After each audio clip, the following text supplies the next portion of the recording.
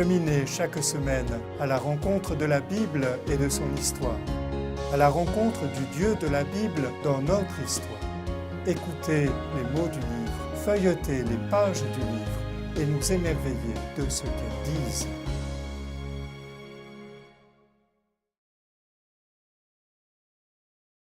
Les évangiles synoptiques, Matthieu, Marc et Luc, nous présentent Jésus comme un prophète, comme un maître appelé Rabbi ou Seigneur, comme le Messie annoncé et enfin comme le Fils de Dieu. Mais tout au long de ces évangiles, et notamment celui de Saint Luc, apparaît également la figure de Jésus médecin du corps et de l'âme. Les guérisons et les exorcismes pratiqués par Jésus, fréquents dans son ministère et ses activités, faisaient grande impression sur son entourage. Les évangiles montrent souvent Jésus saisi de pitié en présence de personnes affligées. Cela reflète aussi son souci des exclus, parce que ceux qui étaient physiquement diminués, comme les lépreux, étaient souvent mis à l'écart par leurs concitoyens. Matthieu, Marc et Luc notent un total de 13 récits de guérison et 6 cas d'exorcisme.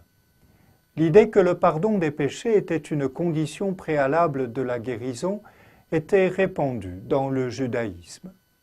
Mais dans les évangiles, plus remarquable est le fait que la foi est supposée être nécessaire pour que la guérison ait lieu. Enfin, notons que Jésus voyait ces guérisons, surtout les exorcismes, dans une perspective eschatologique.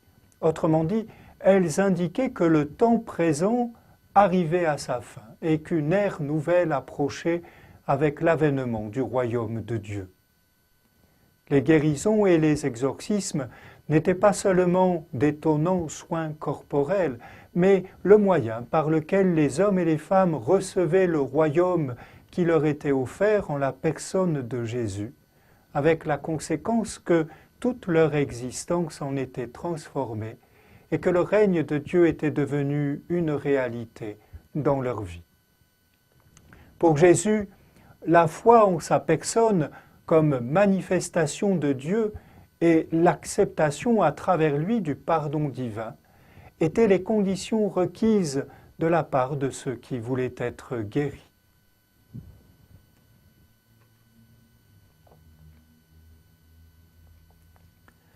Allez rapporter à Jean ce que vous avez vu et entendu.